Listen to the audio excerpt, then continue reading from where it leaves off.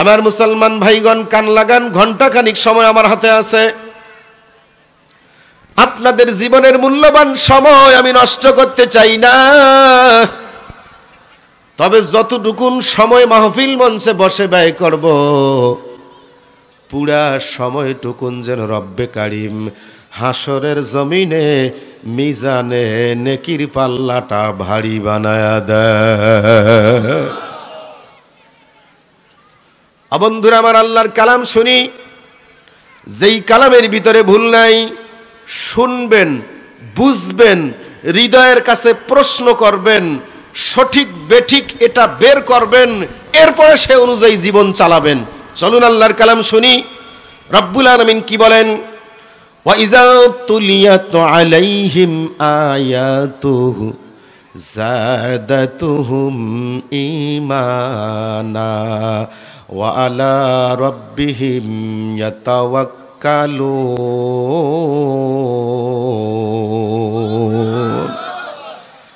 যুবক, মন লাগাও। আগেই বলছি, শুনলে হবে না, বুঝা লাগবে। আপনারা চালাক না বোকা আমি মাঝে মাঝে পরীক্ষা করে দেখবো আমার ছাত্র চালাক না বোকা। রব্বুল আলামিন বললেন, তোমার সামনে যখন কোরআন তেলাওয়াত হয়, ঈমান বাড়ায়া দিবে কে? এই যুবকেরা, এদিক। এখনই প্রশ্ন করবে, উত্তর দেওয়া লাগবে এক আয়াতের উপর, তারপরে যে কি হবে আল্লাহ জানে। আবার বলছি, আল্লাহ রব্বুল আলামিন বলেন, তোমার সামনে যখন আয়াত তেলাওয়াত হবে, যাদাতুহুম ঈমানা, বান্দা বান্দির ঈমান বেড়ে যাবে। আমার ঠোঁটের কাছে প্রশ্ন আসছে 4-5টা, 2-1টা আপনাদের কাছে করে দেখি জবাবটা পাই কিনা। মাইকের কণ্ঠধ্বনি যাদের কর্ণকুহরে প্রবিষ্ট হয়, সকলের কাছে প্রশ্নটা রাখলাম। যোহরের নামাজ, আসরের নামাজ ইমাম সাহেবের পিছনে জামাতের সঙ্গে যখন আমরা আদায় করি, বলুন তো ইমাম সাহেবের তেলাওয়াত কেরাত জোরে বলে না আস্তে? শুনছেন আপনারা? মাগরিবের নামাজের তেলাওয়াত, উত্তর দেন। এশার নামাজের তেলাওয়াত, ফজরের নামাজের তেলাওয়াত, বৃহস্পতিবার যোহরের সময় আসতে, শুক্রবার যোহরের সময় জুমার নামাজে কিভাবে? আমার জানা নাই, আপনাদের কাছে জানতে চাই, এই 2 ওয়াক্ত কেন আসতে, 3 ওয়াক্ত কেন জোরে জোরে বলা হয়? যোহরের সময় যোহরের নামাজের কেরাত আসতে পড়ে, জুমার নামাজের সময় জোরে পড়ে। আবার 2 ঈদের নামাজের কেরাত জোরে বলে, জানাজার নামাজের কেরাত কি দোয়াগুলো কি জোরে না আসতে? আমি এইটা জানি, ওগুলো জানি না। এটা এই কারণে জানি যে আমি আমার পক্ষ থেকে মাসলা দেব, ফতোয়া দেব, মানা না মানা আপনার ব্যাপার। নিশ্চয়ই করে জানাজাত দেওয়ার জন্য মসজিদের ইমাম সাহেবকে ডাকা হয়, অথবা তার যদি কোনো যোগ্য সন্তান থাকে, সন্তান সেই জানাজার জন্য সামনে দাঁড়িয়ে যায়। কথা কোন ঠিক কিনা? অধিকাংশরাই ইমাম সাহেবের উপর নির্ভর। ও sir, engineer, doctor, master, professor, একবারে হুজুরের কাছে কি বলে, হুজুর আমার আব্বাজান চলে গেছে, আমার আম্মাজান চলে গেছে, রুহের মাগফিরাতের জন্য দোয়া করা লাগবে, হুজুর আপনাকে বলে গেছে জানাজা পড়ার জন্য। আমি ইমাম সাহেব জানাজার নামাজ পড়ার জন্য আসিয়া খেয়াল করলাম, এই বেটা একদিন আমারে গালি দিছে, ওই মুর্দা আমারে কোরআনের মাহফিলে বাধা দিছে, আমার বিরুদ্ধে কত কথা ছড়াইছে, আজকে সুযোগ পাইছি, আল্লাহু আকবার, একটা দোয়াও পড়ব না, মনে মনে বলবো মরছে ভালোই হয়েছে।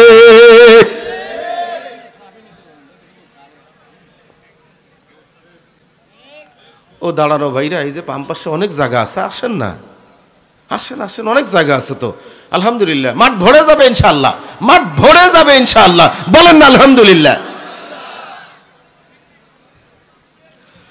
আমাদেরকে বাধা দিছে, আমাদের নামে মিথ্যা মামলা দায়ের করেছে, আমাদেরকে কত রকমের কষ্ট দিছে, বিশেষ করে একটা সুন্দর করে কুটুরি বানাইছে, যার নাম আয়নাঘর।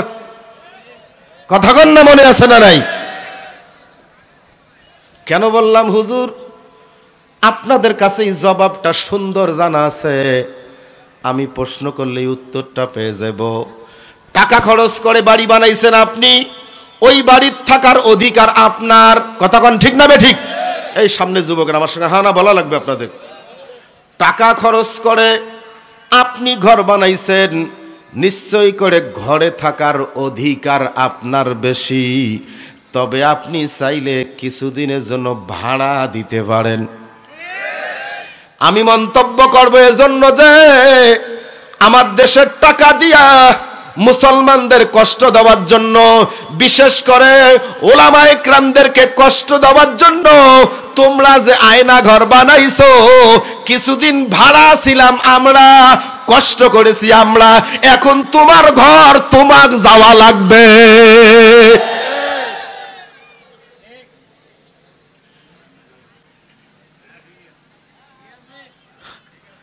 আস্তে আস্তে সামনে বুঝে যান। বলছিলাম কালামে হাকিমের আয়াত জোহরের সময় আস্তে আস্তে পড়া হয়, মাগরিব এশা ফজরের সময় জোরে জোরে তেলাওয়াত করা হয়। কন্যা সুবহানাল্লাহ।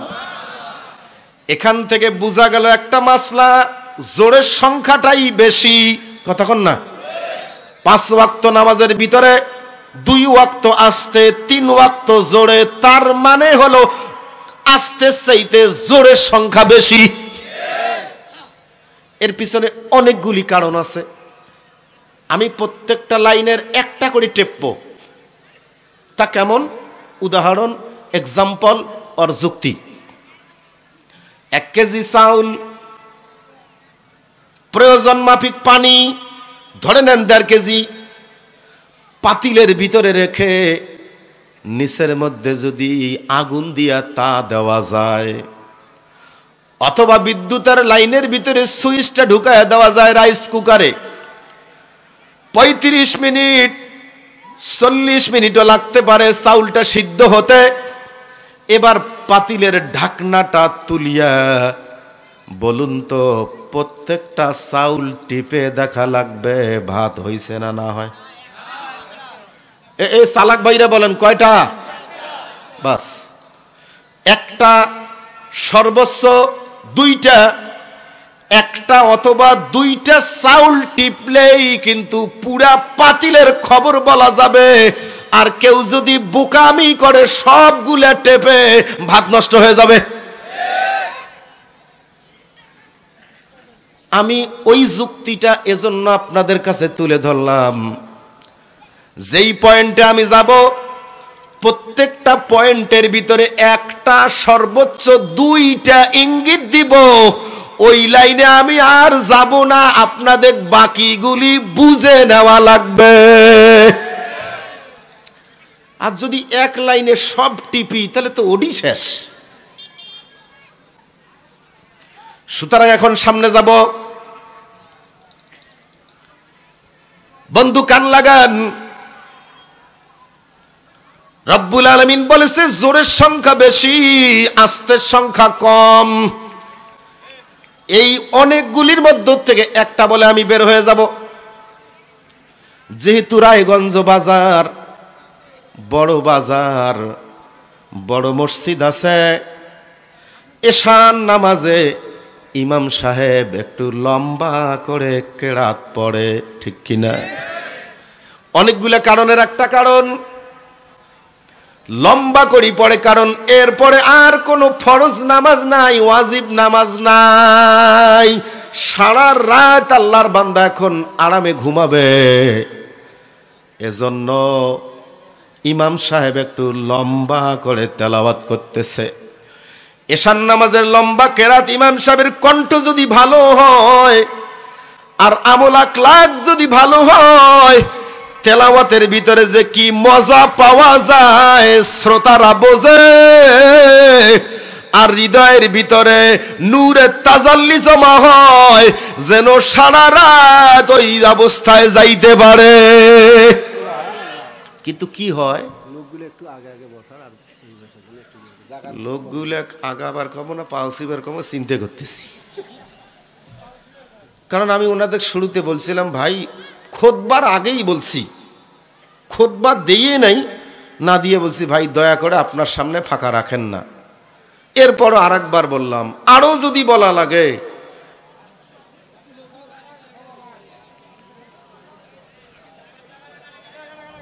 দয়া করে একটু এগিয়ে আসবেন ভাই, অনুগ্রহ করে একটু এগিয়ে আসেন।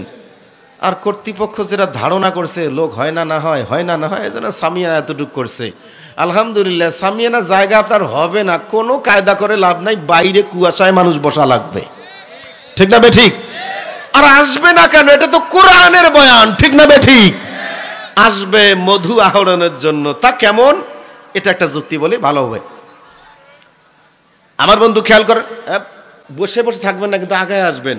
আপনাদেরকে কেন্দ্র করে আমি এই পয়েন্টটা একটু আলাদা নিয়ে আসছি, আপনারা কাছাকাছি আসেন, তারপরে আমি ওই লাইনে আবার যাব। লোকজন কেন আসবে?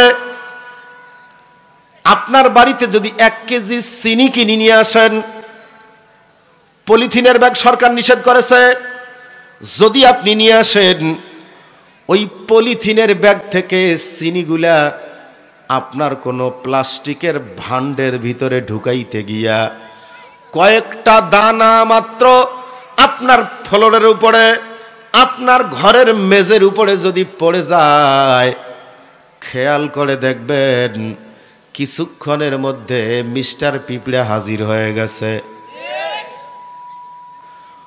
ওরে কিন্তু পোস্টার করা লাগবে না, ওরে মাইকিং করা লাগবে না, আমার জায়গায় চিনি পড়ছে, আয় পিঁপড়ারা আয় খায়া যা, এমন মাইকিং করা লাগবে না। কারণটা কি? চিনির দানা পড়েছে, দানার থেকে একটা ঘ্রাণ বের হয়েছে, ওই ঘ্রাণ পিঁপড়ার নাক পর্যন্ত পৌঁছে গেছে, সুগন্ধি পায়া হাঁটি হাঁটি পা পা করে সব পিঁপড়া আসতেছে।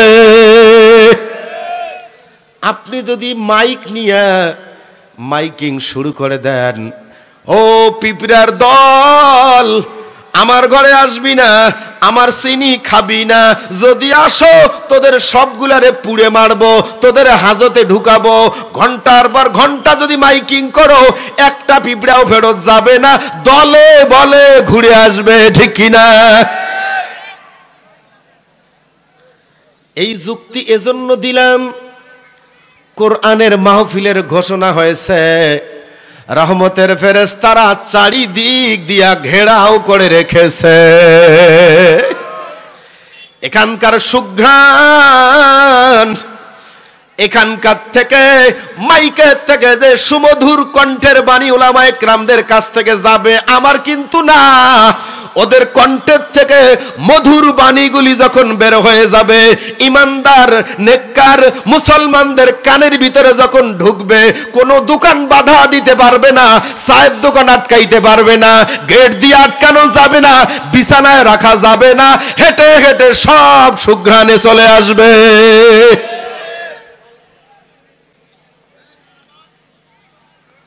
আমার বাজান, আমি বলতেছিলাম এশার নামাজে ইমাম সাহেব লম্বা কেরাত পড়ে, কিছুক্ষণ পরে আল্লাহর বান্দা সব কাজের থেকে অবসর গ্রহণ করবে।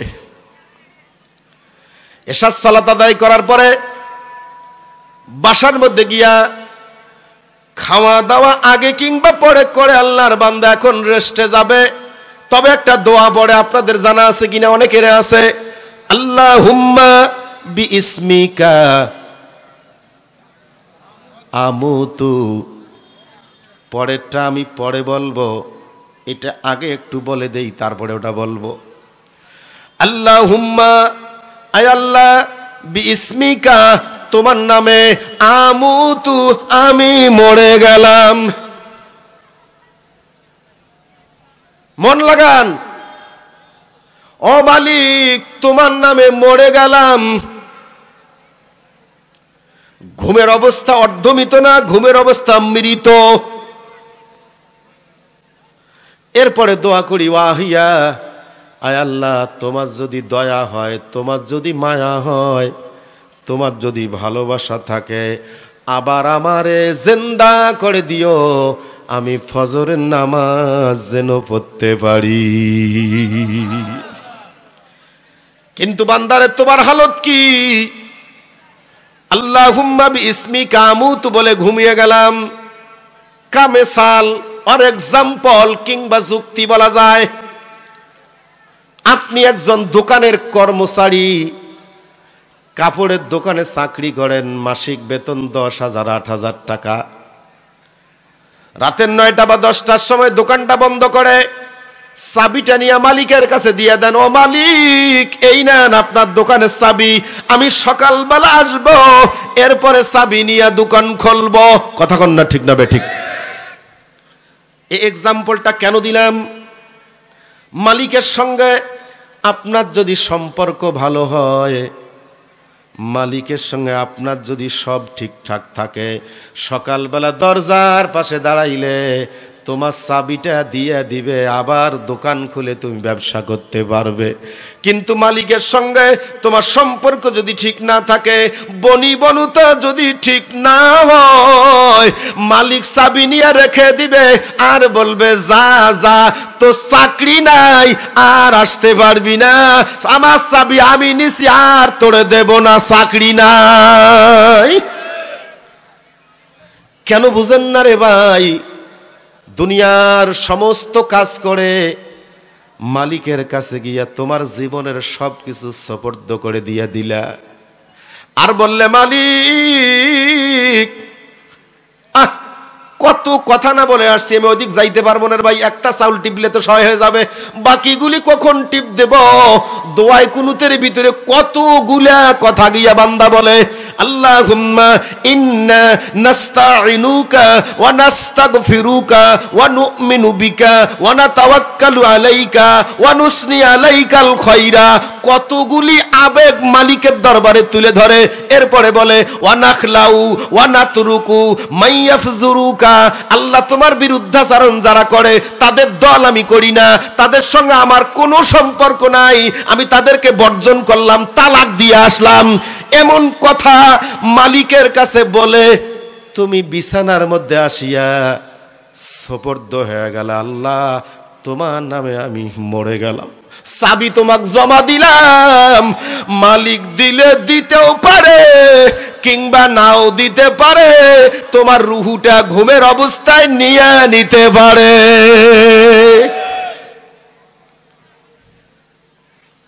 এজন্য ইমাম সাহেব লম্বা কেরাত পড়ে দিল যেন ঈমানটা মজবুত থাকে। কিন্তু আলহামদুলিল্লাহ অনেকেই ভালো, দু একজনের কথা আমার নজরে আছে, তাই বলি আপনাদের রায়গঞ্জ থাকতে পারে না, আছে। আমি এখনো বলিনি, আপনি কেমনে বলবেন আছে না আছে? কি এখন বলি কি আছে, এখন বলবো। এশার নামাজ শেষ করে বিতের নামাজ পড়ে, নফল পড়ে, কোরআন তেলাওয়াত পড়ে, তালিম করে, আপনি বাসায় আসতেছেন। বাসায় ঢোকার আগে রাস্তার পাশে ছোট ছোট কিছু চায়ের দোকান আছে, ওই চায়ের দোকান, গোটা দোকান বিক্রি করলে দাম হয় 3,000, আর আল্লাহর বান্দা কালার টিভি লাগাইছে 42 ইঞ্চি, আছে না নাই? ওরে 3 টাকার চার দোকান, 42 ইঞ্চি এলজি লাগাইয়া, পিছন দিক দিয়া ডিশের একটা লাইন দিছে ঢুকাইয়া, ইন্ডিয়ার চ্যানেল দিছে লাগাইয়া, যত অশ্লীল, যত খারাপ, যত অবমাননাকর বিষয়বস্তুগুলি, এমনকি ল্যাংটা আদা ল্যাংটাগুলি যুবক যুবতীরা টিভির মধ্যে লাফালাফি ঝাপাঝাপি গান শুরু করেছে। ওই নামাজি চা খাওয়ার লোভে টুপিতে টান দিয়া পকেটে নিয়া একটা কর্নারের মধ্যে বসে বলে, ওই রফিকুল একটা চা দে, খায়া বাড়ি যাই। আছে না নাই? ঈমান বাড়ছে না? রব্বুল আলামিন বলেছে ঈমান বাড়বে, কিন্তু তোমার ঈমান তো বাড়লো কিনা বিবেচনাটা আপনাদের কাঁধে দিয়ে গেলাম। ঈমান যদি বৃদ্ধি পায় তখন কি হতে পারে? আল্লাহ বলেন ওয়া আলা রাব্বিহিম ইয়াতাওয়াক্কালুন। ঈমান যখন বৃদ্ধি পাবে তখন বান্দা, তখন বান্দি তাওয়াক্কুল করবে, নির্ভর করবে কার উপর? এই যুবক, তাওয়াক্কুল করে কার উপর? তাওয়াক্কুল কি বলে বাংলায়? বলি ভরসা করে, আশা রাখে কার উপর? তাহলে এক লাইনে এটাও শেষ করে দিয়ে যাই, রিজিকের জিম্মাদার কে?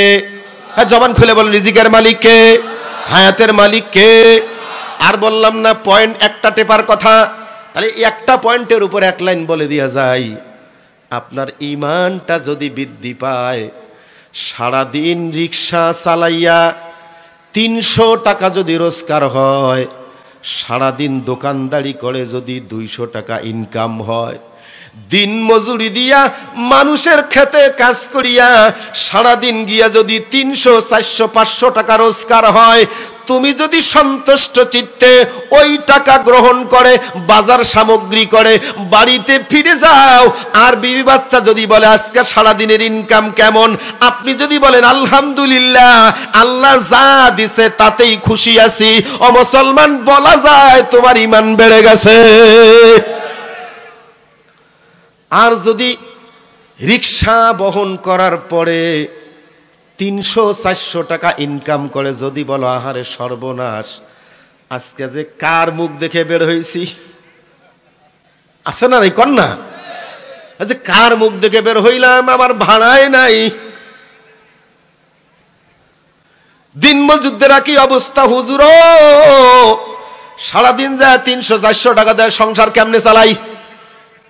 চাকরিজীবীরা দেখছি মাস শেষ হওয়ার আগে চেক বন্ধক থুইয়া খাইয়া ফেলায়, ঠিক নেই? বড় বড় অফিসার যারা, কারো নাম বলবো না, বলার ইচ্ছা আমার না, এখানেও তো থাকতে পারে, সরকার বাহাদুরের পক্ষ থেকে মসজিদের নামে, মাদ্রাসার নামে কত কিছু বরাদ্দ আসে, রাস্তাঘাট কালভার্ট ব্রিজ বানানোর জন্য সরকারের পক্ষ থেকে কত বড় বড় অ্যামাউন্টের বরাদ্দ আসে। ওই বরাদ্দগুলি যাদের মাধ্যমে বিতরণ হবে, যাদের মাধ্যমে এটা মানুষের কাছে পাবলিসিটি হয়ে যাবে, ওইখানে গিয়া ভ্যাট লাগায় 2% দেওয়া লাগবে, 3% দেওয়া লাগবে, 4% দেওয়া লাগবে। যদি না দেয় সই করে না, এমনও অফিসার আছে না নাই? ও আল্লাহর উপর তাওয়াক্কাল করতে পারে নাই। মাসিক বেতন 30,000, 40,000, 50,000 টাকা পায়, তারপরও তৃপ্তি মেটে না। নিয়োগ দিতে গিয়া 5 লাখ 10 লাখ বাম হাতে নিয়ে পকেটে ঢুকায়, আছে না না? তাওয়াক্কুল যদি আল্লাহর উপর করতে পারতাম, যতটুকুন রিজিক আল্লাহ দেয় ওর উপরে কামিয়াব হইয়া যাইতাম, শুকর গুজার করতাম, আল্লাহ তুমি যা দিয়েছো আলহামদুলিল্লাহ, তখন তার ঈমান বেড়ে যাবে। উদ্দেশ্য আমার এদিক ছিল না, সঙ্গত কারণে আমি এত দূর চলে আসছি। এবার যা আয়াত তেলাওয়াত করেছি ওই দিক দিয়ে মনোনিবেশ করলাম। যতক্ষণ মঞ্চে আছি একটা শব্দের উপর কথা বলে যাব ইনশাআল্লাহ, রব্বি জিদনি ইলমা। বলেন আমিন। আমার মালিক বলে কাইফা তাকফুরুনা বিল্লাহ ওয়া কুনতুম আমওয়াতা। আল্লাহু আকবার। মনোযোগে। কাইফা তাকফুরুনা বিল্লাহ, বান্দা বান্দিরে কিভাবে তোমরা আল্লাহর সঙ্গে কুফরি করো, কিভাবে তোমরা আল্লাহর নিয়ামত অস্বীকার করো, কিভাবে তার হুকুমের অবাধ্য জীবন যাপন করো। ওয়া কুনতুম আমওয়াতা, তোমরা তো সকলেই ছিলে মৃত। বলুন তো আমরা কি ছিলাম? কোরআনের আয়াত বলছি কিন্তু আজে বাজে কোনো কথা বলি নাই। আল্লাহ বলেছেন কুনতুম আমওয়াতা, তোমরা সবাই ছিলে মরা। ঠিক না বে ঠিক? পরের শব্দে আল্লাহ বলছেন ফাহিয়াকুম, আমি তোমাদেরকে জীবন দিয়েছি। তাহলে বলুন জীবন দিছে কে? ছিলাম কি? মরা। ছিলাম মৃত, জীবন দিল আল্লাহ। এইটার উপরে কিছুক্ষণ থাকি, তারপরে সামনে যাব। অত্যন্ত মনোযোগে বোঝার চেষ্টা করি। আমরা সাধারণ জ্ঞানী মানুষ, আমরা দেখি আগে জীবন তারপরে মরণ। কন্যা ঠিক না বে ঠিক? আমরা জীবন নিয়ে দুনিয়ায় আসছি, একদিন মারা যাব, এটা আমাদের ধারণা। কিন্তু রব্বুল আলামিন কি বলেছে? আগে মরণ তারপরে জীবন। আল্লাহ বলেন আল্লাযী খালাকাল মাউতা ওয়াল হায়াতা লিয়াবলুয়াকুম আইয়ুকুম আহসানু আমালা ওয়া হুয়াল আজিজুল গফুর।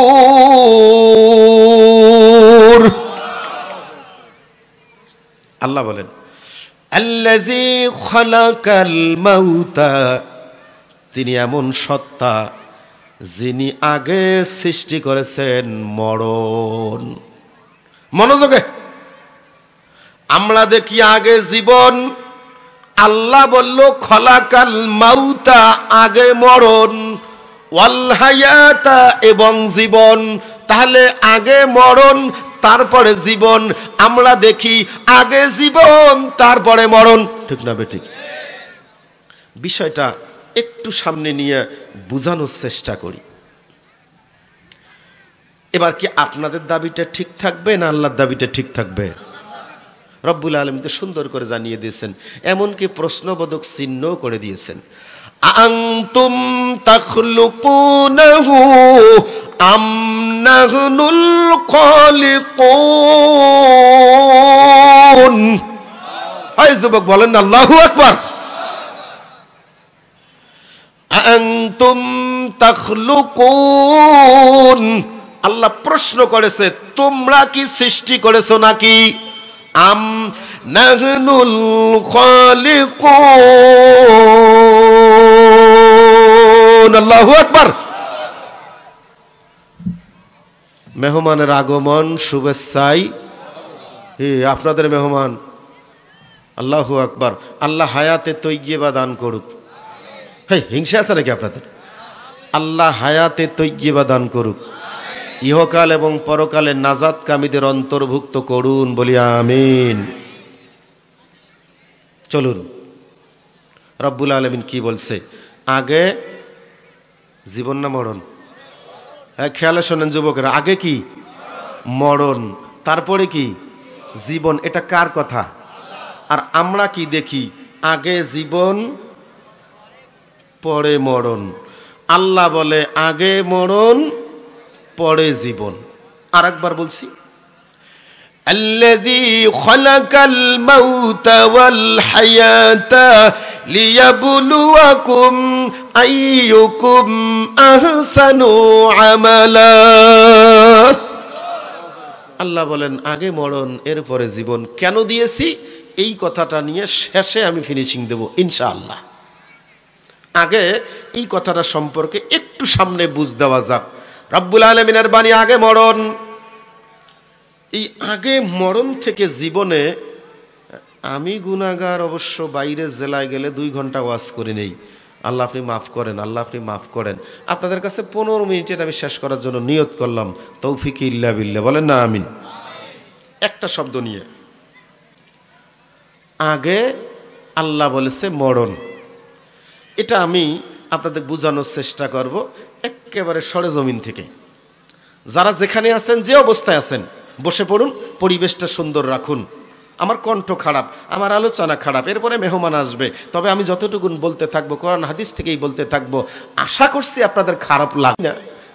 তোমার চকিদারি করতেছি, তোমার জিম্মাদারি নিয়ে এই কাজ ওই কাজ, এদিক ওদিক, আমার বান্দার যেন ঘুমেও সমস্যা না হয়, কোনো অঙ্গ যেন অচল না হয়, এজন্য মালিক আমার ঘুমায় না। কাইফা তাকফুরুনা বিল্লাহ, কেমন করে সেই মালিকের সঙ্গে কুফরি করবে। এরপরে ইতিহাস, আপনি ঘুমাইলেন, আল্লাহ ঘুমায় না, মালিক কি করলো দেখুন। তোমার ওই খাদ্য সামগ্রীগুলিকে পাকস্থলীর দায়িত্বশীল যেগুলি ফেরেশতা আছে, এরা তখন এটা মুডিবাই শুরু করলো। খাদ্যগুলি যদি আমিষ, শর্করা, চর্বি, ভিটামিন, ভালো ভালো প্রোটিন সমৃদ্ধ খাবার হয়, তাহলে 10 লোকমা খাদ্য চিবাইয়া চিবাইয়া সেখান থেকে 1 ফোঁটা রক্ত এই উদরের ভিতরে, পাকস্থলীর ভিতরে আল্লাহ রব্বুল আলামিন তৈরি করবে। বলেন সুবহানাল্লাহ। যদি আপনাদের এই কথাটা জানা হয়, তাহলে এবার বলুন, রক্ত তৈরি করার মালিক কে? তাহলে কথাগুলি বলার সময় একটু সাবধানে বলা দরকার, একটু সংযত হয়ে বলা দরকার। দিয়েছি রক্ত, আরো দেব রক্ত, তার মানে দেওয়া যাবে রক্ত। যিনি তৈরি করেছেন তিনি যদি চায় তাকে দিতে কোনো আপত্তি নাই, ঠিক না বে ঠিক? তা না দিয়া রক্ত কার জন্য দিবি? রাস্তাঘাটে রক্ত পড়ে থাকবে, কুকুরে খাবে, শ্রীগালে খাবে, কোনো মূল্য পাবি না। যদি মালিক চায় দিতে আমরা রাজি আছি, ঠিক না বে ঠিক? কে বানাইলো? চলে যান ভিতরে। আর একটু রক্ত ফোঁটা তৈরি হয়েছে, রব্বুল আলামিন কি করলো?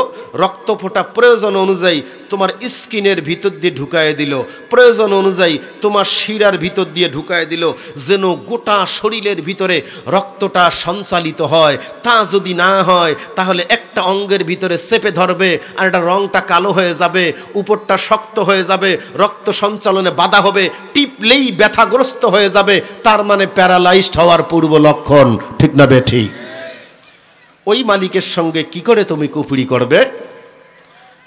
বান্দারে তুমি ঘুমায় গেছো, আমার মালিক ঘুমায় নাই। মালিক এই তৈরিকৃত রক্ত ফোঁটার থেকে এক অংশ বের করবে, অবশিষ্ট খাদ্যগুলির থেকে আর কিছু অংশ বের করবে। দুইয়ের সমন্বয়ে রব্বুল আলামিন ক্ষুদ্রাঙ্ক বৃহদাঙ্কের ভিতরে সিবাইয়া সিবাইয়া সেখান থেকে 1 ফোঁটা ক্যালসিয়াম কার্বনেট তৈরি করবে, বিশেষ করে ক্যালসিয়াম ডি। এই ক্যালসিয়াম ডিটা তৈরি করে দিবে মালিক।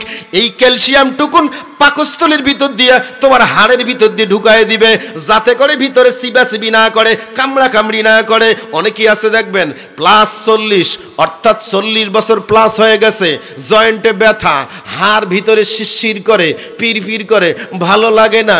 কি ব্যথা হুজুর, কি যন্ত্রণা? বলে দিয়া গেলাম, একটা কারণ যদি করতে পারো, একটা আমল যদি করতে পারো, ক্যালসিয়ামের অভাব কোনো দিন হবে না। বলেন না সুবহানাল্লাহ।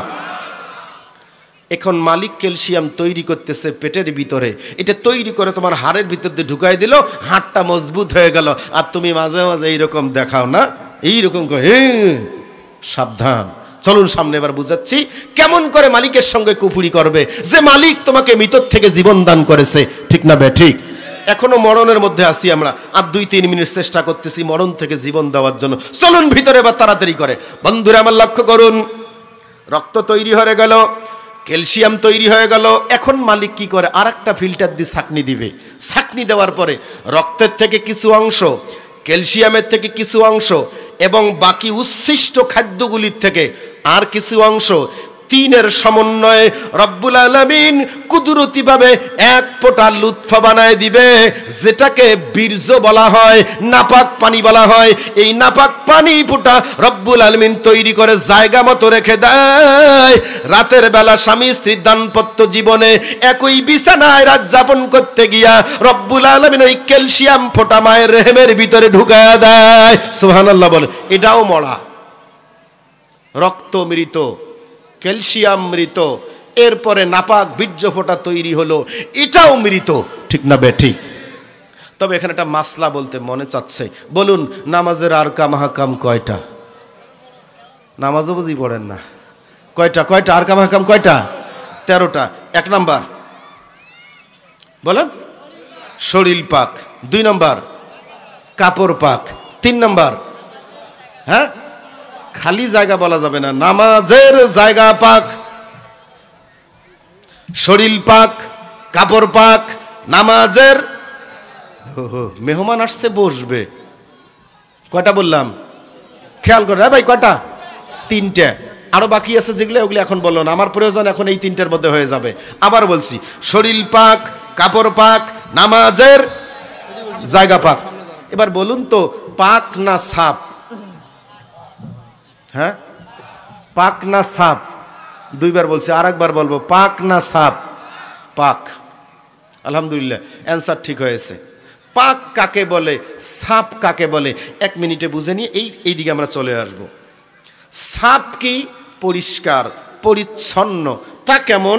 ওই যে আপনি দাম্পত্য জীবনে আপনার স্ত্রীর সঙ্গে যৌন মিলন করতে গিয়া নাপাকি নাজাসাত সামান্যতম আপনার বস্ত্রের ভিতরে লেগে গেছে, যা দৃশ্যমান দেখা যায়, অথবা গরুর গোবর বা এরকম কোনো নাপাকি আপনার কাপড়ে লেগেছে, কাপড় পাক না নাপাক? মাসলা বলতেছি কিন্তু সঠিকভাবে। এই কাপড় দিয়ে নামাজ হবে। এখন কি করা লাগবে? ধৌত করা লাগবে। আপনি রায়গঞ্জ বাজার ঢুকলেন, একেবারে ইচ্ছা অনুযায়ী সাবান, সোডা, হুইল যা লাগে সব কিছু নিয়ে বাসায় আসলেন, কাপড়ের নাজাসাত বা ময়লাটাকে পানির মধ্যে দিয়ে ইচ্ছা মতো ঘষা দিয়ে তুলে ফেললেন, আপনার নাপাকি আর দেখা যায় না। এখন কি কাপড় পাক? না, ময়লা উঠে গেছে, কাপড় পাক হয় নাই, কাপড় হয়েছে সাপ।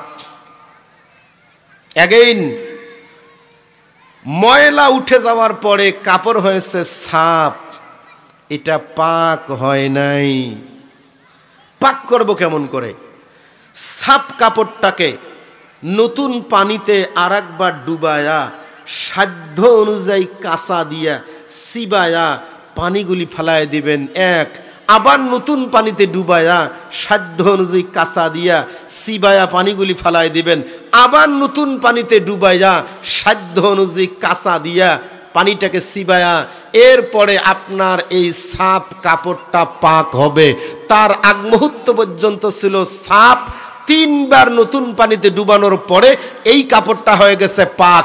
তাহলে নাজাসাত, ওই নাপাকি, ওই বীর্য ফোঁটা এত নাপাক, এত খারাপ যে কাপড়ে লাগলে 3বার ধৌত করা লাগে। এই নাপাক পানি দিয়া আল্লাহ তাআলা তোমাকে আমাকে বানাইছে। ও মানুষ, কিসের অহংকার করো তোমরা? কাইফা তাকফুরুনা বিল্লাহ, কি করে আল্লাহর সঙ্গে কুফরি করবে, নাফরমানি করবে? কুনতুম আমওয়াতা, সবগুলো ছিলে মরা, এখন পর্যন্ত সব মৃত। বীর্য ফোঁটা মাহে রেহেমে চলে গেছে। আল্লাহ তাআলা বলেছেন ফি কারারিম মাকিন, মায়ের সেই আধার অন্ধকার স্থানে রেখে দিয়েছে। আল্লাহু আলাম, সময়ের স্বল্পতায় 40 দিন ওই অবস্থায় থাকবে। 40 দিন চলে যাবে, রূপ পরিবর্তন হবে, গোস্ত হয়ে যাবে। 40 দিন বীর্য পরিবর্তন হয়ে পরবর্তী 40 দিনের ভিতরে জমাট বাঁধা রক্তে পরিণত হবে। আবার 40 দিন আসবে, ওই জমাট বাঁধা রক্তগুলিকে আল্লাহ তাআলা গোস্ত বানায় দিবে। গোস্তের ভিতর দিয়ে আল্লাহ হাড্ডি ঢুকাবে। প্রত্যেকটা কোরআনের আয়াত, সময়ের স্বল্পতে বলতে পারলাম না। ফাকাসাউনাল ইজামা লাহমা সুম্মা আনশানাহু খালকান আকার ফাতাবারাকাল্লাহ আহসানুল খালিকিন। কোন সুবহানাল্লাহ। উল্লেখিত অবস্থা সবগুলির থেকে পৃথক করে রব্বুল আলামিন এখন পর্যন্ত রেহেমের ভিতরে যেগুলি রাখছে সব জড় পদার্থ, সবগুলি নাপাক, এগুলি একটাও জীবন নাই, এগুলি মৃত। এই মৃত প্রাণীগুলির থেকে এখন রব্বুল আলামিন রূহ ঢুকায়া দিবে। যখন সন্তানের দেহের ভিতরে রূহ আসবে তখন সে জীবিত হবে। তার আগ মুহূর্ত পর্যন্ত রক্ত, গোস্ত, বীর্য, হাড় সবগুলি মরা। আল্লাহ ওই কথাটা স্মরণ করায় দেয়, ও দুনিয়ার মানুষ, কি করে তোমরা আমার সঙ্গে কুফরি করবে, কি করে তোমরা নাফরমানি করবে, কি করে আমার হুকুমের অবাধ্যচারিতা হবে? আমি তোমাকে মৃত থেকে জীবন দিয়েছি, ঠিক না বে ঠিক? কে দিছে? মালিক দিয়েছে। এত অবস্থার পরিবর্তন করা যায়। আল্লাহ তাআলা তোমার দেহের ভিতরে রুহুটা ঢুকায় দিল। এখন বাচ্চা পেটের ভিতরে যখন লড়ে, মা তখন বুঝতে পারে যে আমার গর্ভে সন্তান আছে। ঠিক না বে ঠিক? এবার কি হয় বন্ধু, লাখ সক্ষ করুন, সংক্ষেপ করুন, 1-2 মিনিটের সামনে যাওয়া লাগবে। কেমন করে কুপুরি করবে? ওগো আম্মাজান, যারা মাহফিল শোনার জন্য আসলা, একটু মনোযোগ দিয়ে 2 মিনিট শুনে যাও। একবারে ঝাঁপ দিলাম 5 মাস।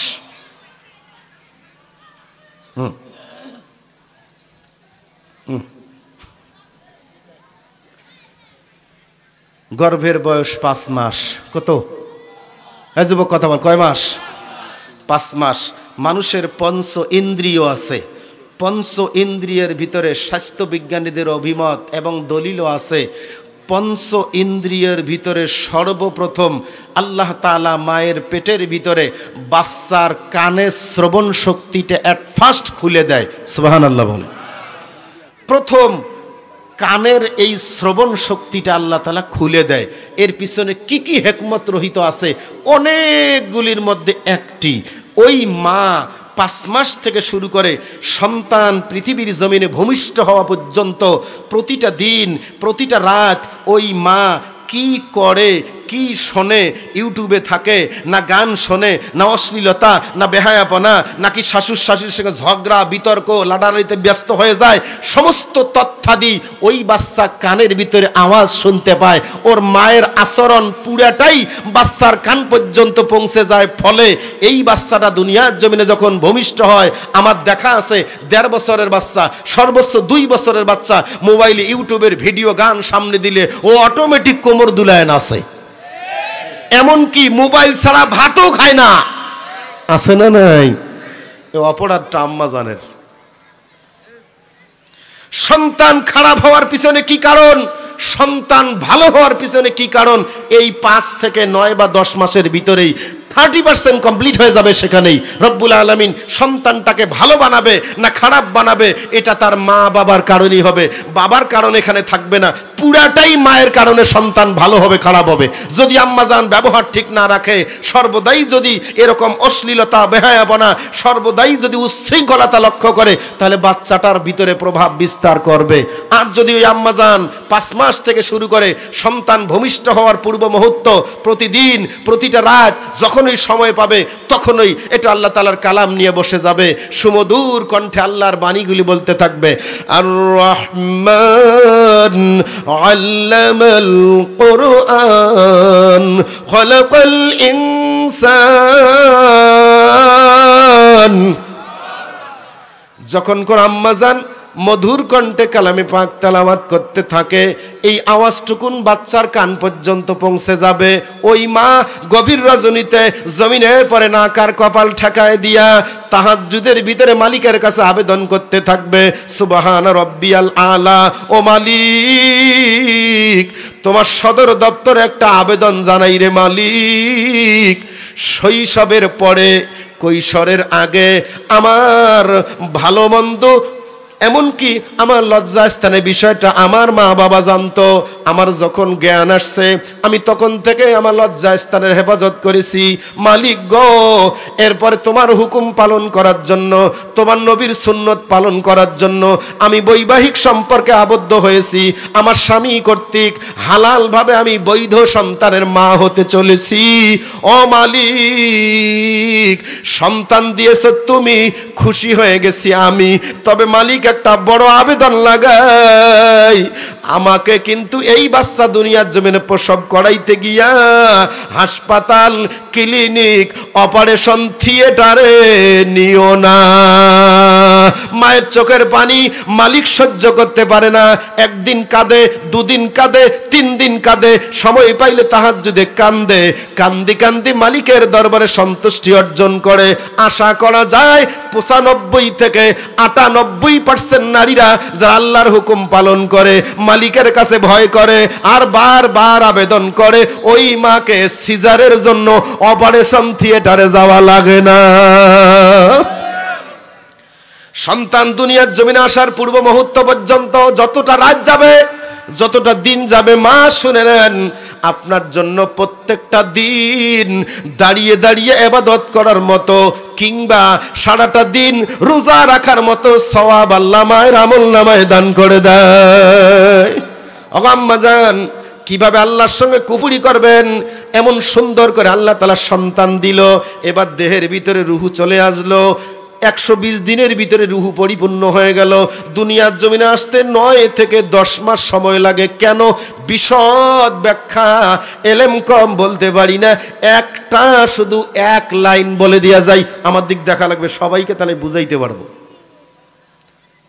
দেখতেছেন, মানে এই কথাটা দেখে বোঝা লাগবে। দেখেন আমার দিক, এটার নাম কি? আপনার আপাতত চুল ধরেন, তারপর আমি সামনে যাচ্ছি। আর হলো দাড়ি, উপরে ওঠেন। এটার নাম কি? উপরে ওঠেন, উপরে ওঠেন। দেখতেছেন কি? কাইফা তাকফুরুনা বিল্লাহ, কিভাবে আল্লাহর সঙ্গে কুফরি করবেন? দুনিয়ার কোন বিজ্ঞানের বাপ আছে এটার তথ্য বের করবে? আমার কাছে আসেন, এখন দেখাচ্ছি। বাড়ে না না বাড়ে? কাটা লাগে না না লাগে? আপনারা তো এক একজন এক এক কাটিং দেন, আমি আর ওইদিক যেতে পারলাম না। ওই যে বিদেশি কুকুরের বাচ্চারা যে কাটিং দেয়, আমার যুবকেরা ওই রকমের কাটিং দেয়। আছে না নেই? আছে না নেই? কোন নেইমার কেমন কাটনি দিছে, ওই কাটনি এখন আমার বাংলাদেশ রায়গঞ্জের ভিতরে যুবকেরা স্টাইল করে বেড়ায়। ঠিক না বেঠিক? তুমি কি শোনো না, ইমান তাসাব্বাহা কওমুন ফাহুয়া মিনহুম, তুমি যার সঙ্গে চলাফেরা করবে, যাকে মহব্বত করবে, তার সঙ্গে তোমার কিয়ামত হবে। তুমি যদি ওইখানকার খ্রিস্টানের বাচ্চার অনুসরণ করতে চাও, তো তোমার তো তার সঙ্গে হাসর হবে। সুতরাং আমি ওই দিক বলতে যাইনি, ওটা অ্যাঙ্গেলে মেরে দিলাম। চুল বাড়ে, নিচে আসেন। মোস, কথা বলেন, বাড়ে না? নিচে আসেন, বাড়ে না? বাড়ে না? এবার বলুন তো, মালিক কি করে একটা ওয়ারিং করেছে, এমন একটা ওয়ারিং করেছে এখানে, এই দেখেন, দেখে বলবেন উপরে আর নিচে, এটাও বাড়ে, বোঝে না, এটাও বাড়ে, এটাও বাড়ে, এর মাঝে যে আর একটা আছে, কোনোদিন ভুরু শেভ করছেন? এটা বাড়ে, এটা বাড়ে। জন্মলগ্ন থেকে চুল আসছে, মোচ আসে নাই, দাড়ি আসে নাই, ভুরু আসছে হালকা, কারোর জন্য একটু কম। তাহলে দেখা যাচ্ছে এটাও বাড়ে না, এটাও বাড়ে, এটাও বাড়ে, এটাও বাড়ে, নিচেও বাড়ে, নিচেও বাড়ে। আরো বলা লাগবে নাকি? তাহলে মালিক কেমন করে একটা ওয়ারিং করলেন, যেই ওয়ারিং এর ফলে উপরে বাড়বে, নিচে বাড়বে, মাঝেরটা বাড়বে না। মা আহসান, আমার আল্লাহ কতই না সুন্দর কারিগর, এমন পদ্ধতিতে করলেন। ওরে ভাম্মক, কি করে সেই মালিকের সঙ্গে তুমি কুফরি করবে? এজন্য পৃথিবীতে আনতে 9 থেকে 10 মাস লাগছে ওয়ারিং এর কানেকশন ঠিক করার জন্য। ওইটার আর অর্ধেক লাইন আছে ওইখানে, ওইটার আর অর্ধেক আছে। দেখেন, এই যে পাথর আছে, আছে পায়ে আছে, হাতে 10, পায়ে 10, কারো যদি আঙ্গুল না থাকে সেটা আলাদা কথা, কিন্তু 5, 5, 10, 10 আছে না? আছে না? জলদি, এই যে 10টা আঙ্গুলে আল্লাহ তাআলা পাথর দিল, আপনার শরীরের মাঝেও কিন্তু এই পাথর আছে। খেয়াল করছেন কি? আমার দিক, এই যে হা করেন, আছে আছে। এইটা যেভাবে প্রতি সপ্তাহে কাটা লাগে, যদি না কাটতাম তাহলে কি হইতো, বোঝার কি বাকি আছে? তাহলে এই পাথর যেভাবে বাড়ে, এই পাথর যদি বাড়ত, কি কাইফা তাকফুরুনা বিল্লাহ, কিভাবে মালিকের সঙ্গে কুফরি করবে? যেই মালিক এত সুন্দর করে তোমার একটা গঠন কাঠামো দিল রে মানুষ, আল্লাহ তাআলা 4টা কসমের পরে সেই কথাটা বলছে, লাকাদ খালাকনাল ইনসান ফি আহসানি তাকওয়িম। আল্লাহ তাআলা অতি উত্তম আকৃতি দিয়ে মানুষ বানাইছে, কন্যা সুবহানাল্লাহ। তাহলে আমার আল্লাহ তাআলা তোমাকে মৃতের পরে জীবন দান করলেন, এরপরে দুনিয়ার জমিনে নিয়ে আসবেন। সময়ের স্বল্পতায় পারলাম না। উদ্দেশ্য কি? লিয়াবলুয়াকুম আইয়ুকুম আহসানু আমালা, কন্যা সুবহানাল্লাহ।